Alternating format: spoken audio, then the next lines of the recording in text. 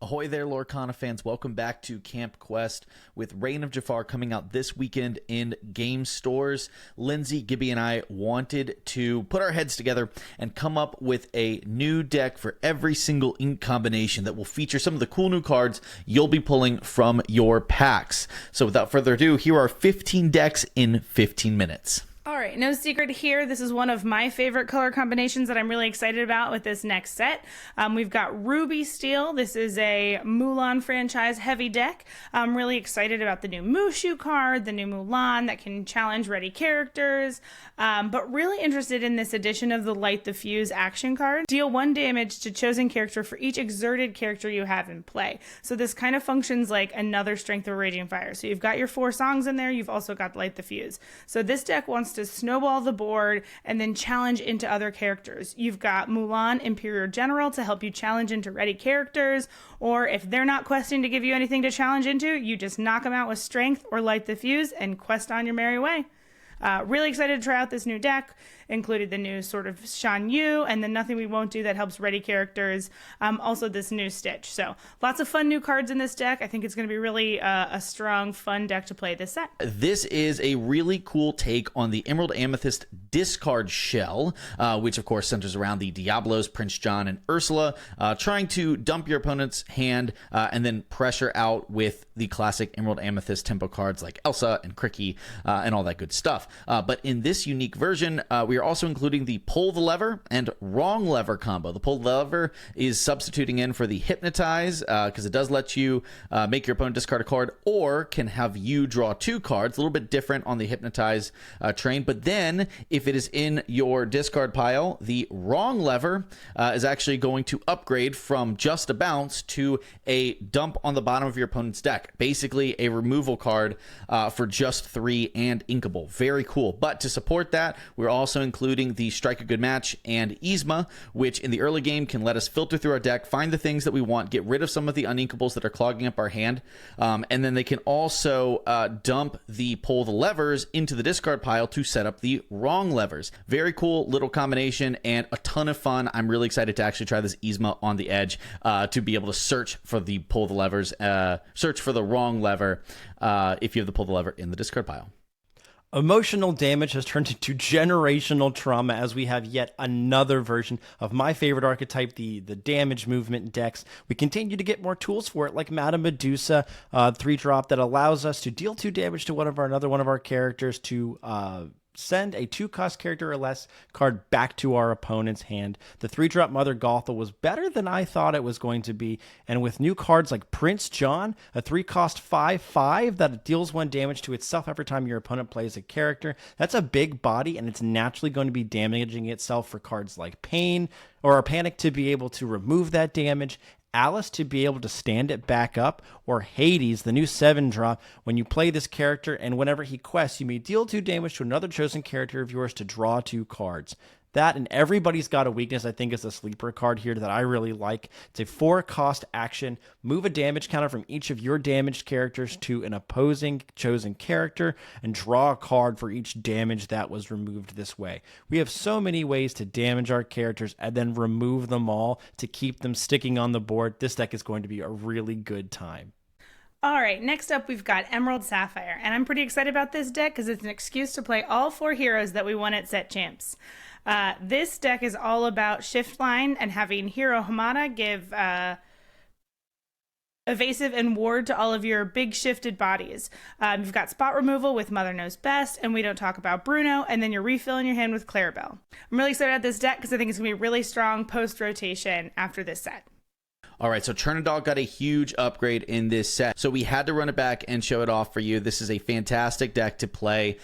Day 1, if you have to go to any tournaments, this is probably what I would be playing.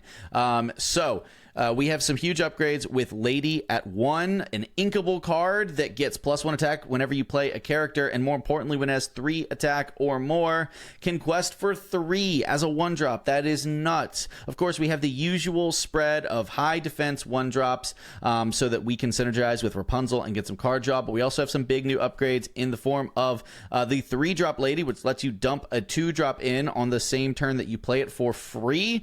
Of course, we had to include the new 6-drop Shift Tramp, which, during your opponent's turn, whenever a card of yours is banished, you get to draw a card, including itself. This is a great way to protect your investment of this wide board state. Very, very cool card, and an awesome addition to this very neat archetype.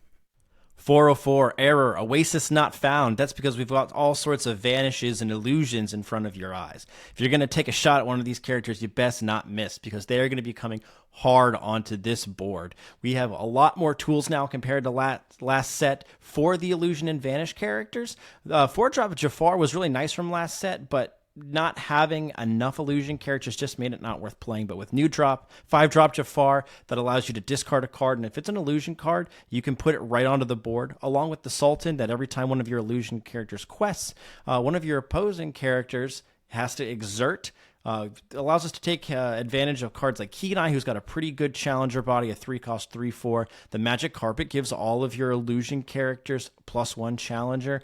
Raja's still a big body for a 2-drop slot. Rafiki is a great 1-drop standalone, and the Palace Guard is going to be pretty sticky as a 1-drop. And if we do end up getting our hand depleted, the Scarab will allow us to bring illusion characters back to our hand from our discard pile, or we can always sing Fantastical and Magical to gain lore and draw a card for every character that sings it. So our hand should be pretty full the entire time. All right, next up we've got my favorite color combination, Sapphire Amethyst. This deck is called Frozen Assets, and we are leaning into the item builds for Sapphire, pairing it with the card draw and the fun new Into the Unknown and Ice Spikes in the Blurple combo. I'm really excited to try this deck to sneak out Scrooge McDuck with items, quest for crazy lore with Ariel, and Tamatoa, and getting my chance to play Tamatoa before he rotates next set. Really excited about this deck. You've got Maury's Workshop for some extra card draw and Lucky Dime to cheat out a win. So while Ruby Emerald did get a few more cards to support the Alice in Wonderland ping deck, I did not feel like they were quite good enough to put anything revolutionary together. Instead, I went in the direction of the best way I think you can play Ruby Emerald. So here is Nothing is Beneath Me. I am always beneath you, but nothing is beneath me! The idea here is we are building around the Undermine card, which is a new way for Ruby and Emerald to have an extra discard action. So we are building a discard action deck with Prince John and Diablo, but of course, also we have the Robin Hood Sharpshooter, a fantastic card unique to this archetype, and I think it really pulls it together. Obviously, whenever it quests, you're able to discard the top 4 cards of your deck and play one of those actions for free. We have a ton of actions that have a lot of synergy internal to the deck. We have things that we will want to be pulling back with Maui Half Shark when we get an opportunity to. We have Pirate's Life to slow the game down and make sure that we don't get aggroed out, and then of course plenty of ways to be gaining bursts of lore as well to close the game on our end. It's time to revisit Amber Steel Aggro with a couple new tools. It did great for us in set 6, but now we've taken set 7 off and we're coming back to it. We've got a lot of the same cards that really took Ian and I to some success. However, new cards like Nathaniel Flint, another 2-drop 3/3 that quests for 2. Smee has been an absolute powerhouse set after set, and now we've got another one that'll be around post-rotation. You can't play this character unless an opposing character was damaged this turn. Well, that's not really a problem if we drop Cindy on 1 and we play a song like Let the Storm Rage or Strength of a Raging Fire to be able to play him on 2, or if Daisy takes kind of like a meaningless trade on turn 1 to allow us to drop Nathaniel Flint on 2. Lady allows us through the 3-cost slot in order to drop another 2-drop for free, so we're really going wide really quickly, helps us get those docks out more consistently to refill our hand. And then we add some more bodyguards at the 4-drop and 5-drop slot to take advantage of Chief Bogo. During an opponent's turn, whenever one of your characters with bodyguard is banished, you reveal the top card of your deck, and if it's 5 cost or less, slap it right onto the board. So we have a lot more ways now to refill our hand. This deck is going to be fire. All right, for Emerald Steel, we've got It's-A-Me, Mega Mickey. Super experimental deck here, just a fun idea. It's all about trying to cheat out these giant bodies with the huge, thick Mickey, Goofy, by cheating him out either with Hades or Return of Hercules. So you've got a bunch of different targets here. You've got the Mickey Mouse Inspirational Warrior trying to sneak out a giant Mickey or a large Clarabelle or even this big Maui. Excited to add in Beyond the Horizon line. a cool new sing together song that's got it's hopefully maybe a whole new world replacement to add in a little bit of card draw to this deck.